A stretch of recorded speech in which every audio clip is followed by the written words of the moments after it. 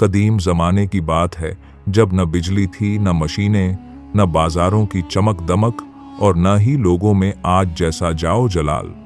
उस वक्त इंसान ज़मीन से रिज़्क़ तलाश करता था, दरिया से पानी और आसमान से रहमत। इसी दौर के एक छोटे से गांव कुराबाद में एक गरीब किसान आदिल अपनी बीवी हाजरा और 2 छोटे बच्चों जद और ज़ैनब के साथ जिंदगी गुजार रहा था।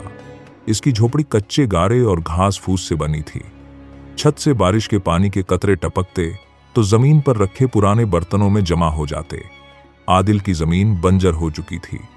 खेतों में न खाद थी, न पानी और न कोई जरिया या आमदन। गांव में कहक ने डेरे डाल रखे थे। सूरज की तपश इतनी शदीद थी कि जमीन से भाप उठती और खालियां खुश्क हो चुकी थीं।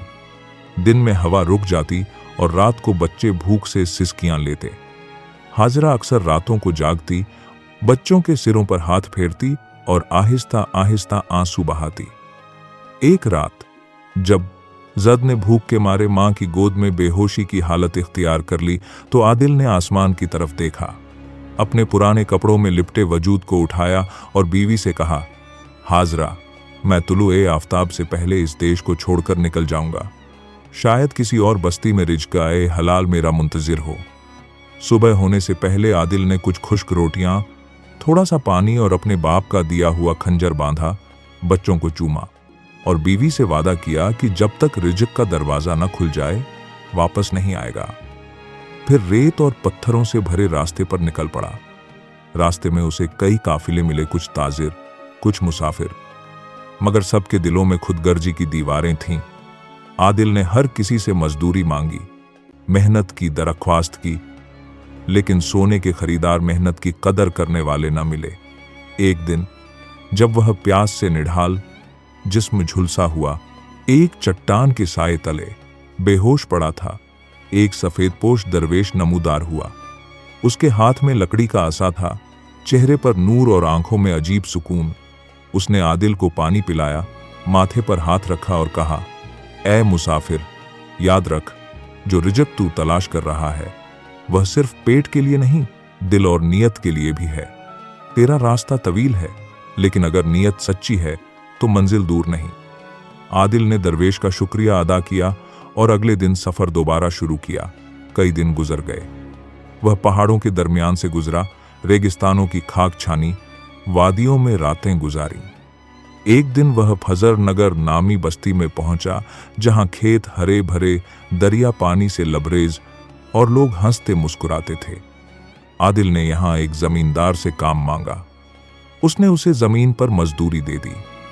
आदिल रोजाना हल चलाता, बीज बोता, पानी देता और शाम को सूखी रोटी खाकर सो जाता। कई हफ्ते ऐसे ही गुजरे। उसकी मेहनत सबको नजर आने लगी, लेकिन एक दिन उसने देखा कि जमींदार मजदूरों की मजदूरी में कमी करता है और उनके हिस्से का अनाज खुद रख लेता। आदिल ने एतराज किया तो जमींदार ने धमकी दी, अगर बोलेगा तो तेरी नौकरी चली जाएगी।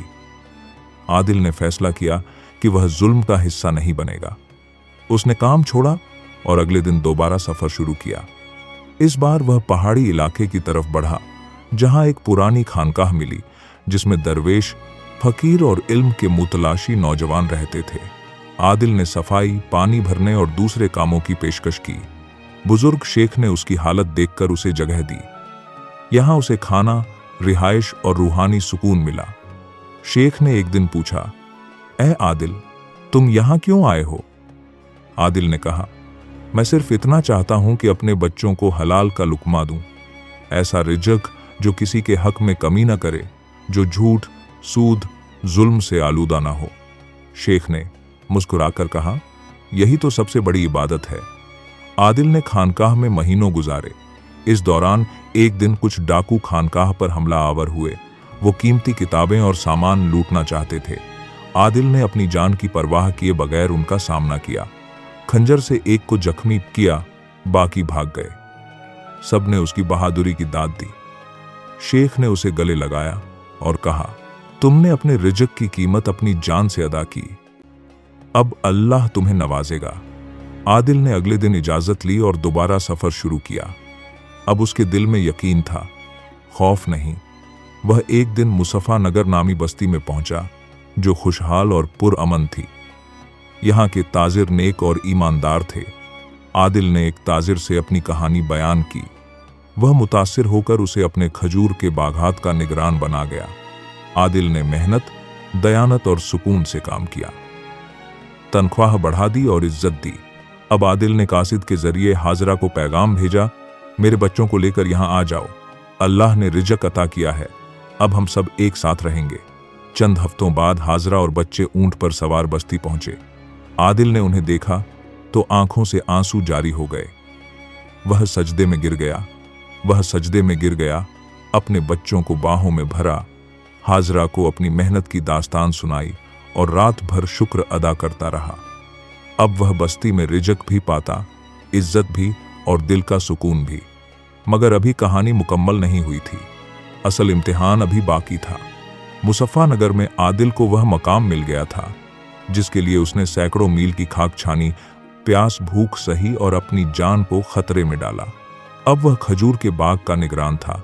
सुबह बाग में काम करता, दोपहर को मजदूरों को हिदायत देता, शाम को ताजिर के साथ हिसाब किताब करता और रात को अपने बच्चों के साथ बैठकर कहानियां सुनाता। हाजरा ने भी बस्ती की औरतों में इज्जत कमाई। वह सादगी, सब्र और वकार की मिसाल बन गई। जद और जैनब ने मकतब जाना शुरू किया और आदिल की आंखों में पहली बार सुकून का सागर नजर आया। लेकिन किस्मत हमेशा एक जैसी नहीं रहती। एक दिन जब आदिल खजूर के दरख्तों का मुआयना कर रहा था, उसने देखा कि कुछ फल वक्त से पहले गिर चुके हैं और बाग में पानी कम है। वह फौरन चश्मे की तरफ गया जो बाग को पानी देता था। चश्मे का बहाव कम हो चुका था।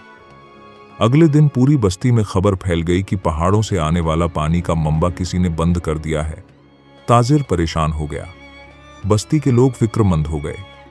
आदिल ने ताजिर से कहा, मुझे इजाजत दें, मैं खुद पहाड़ों तक जाऊंगा और जांच करूंगा। शायद कोई रास्ता बंद हुआ हो या किसी ने जानबूझकर यह किया हो।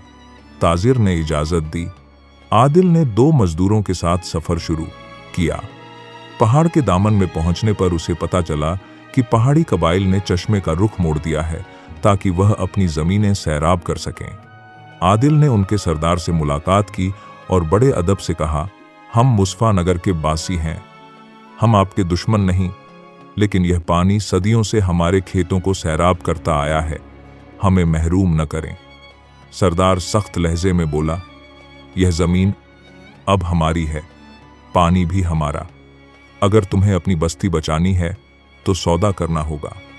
सौदा यह था कि मुसफ़ा नगर के लोग अपने बागात से हर साल उनको हिस्सा दें, वरना पानी नहीं मिलेगा। आदिल ने यह शर्त मानने से इनकार कर दिया और कहा, रिज़्क़ भी उसूल पर नहीं मिलता, अल्लाह का दिया किसी के कब्जे में नहीं। वह वापस लौटा और ताजिर को सारा माजरा बताया। ताजिर ने बस्ती के बुजुर्गों को इकट्ठा किया। सबने मशवरा किया कि लड़ाई मुमकिन नहीं, लेकिन गुलामी भी नामंजूर है। आदिल ने तजवीज़ दी, चश्मे के अलावा एक और रास्ता है। अगर हम मेहनत करें तो पहाड़ी की दूसरी तरफ एक पुराना नदी का रास्ता है जो बरसों से बंद है, मगर इसे खोलकर नया पानी लाया जा सकता है। सबने कहा, यह काम नामुमकिन है। सैकड़ों मजदूर, महीनों की खुदाई और इसमें कामयाबी की कोई गारंटी नहीं। आदिल ने कहा, अगर हमने हलाल रिज़्क़ को बचाना है तो हमें नामुमकिन को मुमकिन बनाना होगा। अगले दिन से आदिल ने खुद कुदाल उठाई, नदी के बंद रास्ते पर काम शुरू कर दिया। आहिस्ता आहिस्ता चंद मजदूर शामिल हुए, फिर कुछ नौजवान, फिर कुछ बुजुर्ग भी आ गए। हफ्ते महीनों में बदल गए। हाथ जख्मी, जिस्म थके, लेकिन आदिल का हौसला न टूटा। हाजरा रात को उसके हाथों पर मरहम रखती, बच्चे उसे दुआएं देते। एक दिन जब सूरज तुलू हुआ, नदी का बंद रास्ता टूट गया और पानी मुसफ़ा नगर की तरफ दौड़ता हुआ आया। पूरे गांव में खुशी की लहर दौड़ गई। आदिल को गले लगाया गया। ताजिर ने उसे अपना शरीक बनाया। अब आदिल सिर्फ निगरान नहीं, बल्कि बस्ती के फैसलों में शामिल था। मुसफ़ा नगर खुशहाल होता गया। खजूर के फल बाहर की बस्तियों में बेचे जाने लगे। लेकिन दौलत आती है तो आजमाइश भी साथ लाती है। कुछ माह बाद एक नया ताजिर बस्ती में आया। नाम था आसिम। वह जर्क बर्क लिबास पहनता, मीठे बोल बोलता और तेज मुनाफे की बातें करता। उसने बस्ती के कई लोगों को कायल कर लिया कि वह अपना अनाज और खजूर उसके जरिए बेचें तो ज्यादा पैसा मिलेगा। आदिल ने ताजिर को जांचने की कोशिश की। एक दिन उसे मालूम हुआ कि आसिम झूठे तोल का काम करता है, सूदी कर्ज देता है और मजदूरों का इस्तेमाल करता है। आदिल ने बस्ती वालों को खबरदार किया, लेकिन आसिम बहुत चालाक था। उसने आदिल पर इल्जाम लगा दिया कि वह तरक्की का दुश्मन है और लोगों को पैसे से रोक रहा है। कुछ लोग बहक गए और आदिल की मुखालफत शुरू हो गई, लेकिन आदिल ने सब्र किया। उसने बस्ती के बड़ों से कहा, मैं अगर गलत हूं तो मुझसे सवाल करो, लेकिन अगर सच बोल रहा हूं तो अल्लाह खुद सच को वाज़ेह करेगा। फिर एक दिन वो हुआ जो बस्ती के लिए सबक बन गया। आसिम ने एक बड़ी तिजारत में लोगों का माल लिया और रातों रात गायब हो गया। आदिल ने अपने जखीरे से लोगों को अनाज और खजूर बांटी, उनके घरों को बचाया और साबित कर दिया कि रिज़्क़ का मतलब सिर्फ पैसा नहीं, दिहानत, कुर्बानी और इखलास भी। अब बस्ती वाले शर्मिंदा थे। सबने आदिल से मुआफी मांगी। ताजिर ने उसे बस्ती का निगरान चुन लिया। आदिल ने कहा, मैं अमीर या सरदार नहीं, बस एक मेहनतकश हूं। अगर तुम चाहते हो कि मैं खिदमत करता रहूं तो वादा करो कि बस्ती में कभी झूठ, सूद, नाइंसाफी न होगी। सबने वादा किया। आदिल ने एक मकतब बनवाया जहां बच्चों को मेहनत, दयानत और सच्चाई की तालीम दी जाने लगी। उसने बेटी जैनब को इल्म ए दीन सिखाया, बेटे जद को खेतीबाड़ी और हिसाब किताब। हाजरा अब बस्ती की बुजुर्ग औरतों की रहनुमा बन चुकी थी। सालों बीत गए। आदिल बूढ़ा हो गया, लेकिन उसका किरदार बस्ती की बुनियाद बन चुका था। एक दिन जब वह अपनी चारपाई पर बैठा था, बच्चों को नसीहत कर रहा था।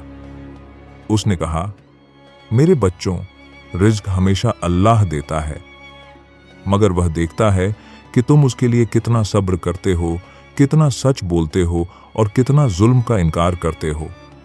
अगर तुमने हलाल को अपना शियार बनाया तो दुनिया तुम्हें फकीरी में भी बादशाही देगी। फिर वह खामोश हो गया, आंखें बंद की और आखिरी सांस ले ली।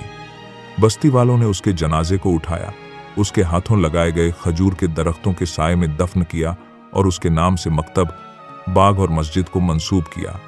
यूं एक गरीब जिसने सिर्फ हलाल रिज़्क़ की तलाश की थी, बस्ती का मुहाफिज, उस्ताद और रहबर बन गया।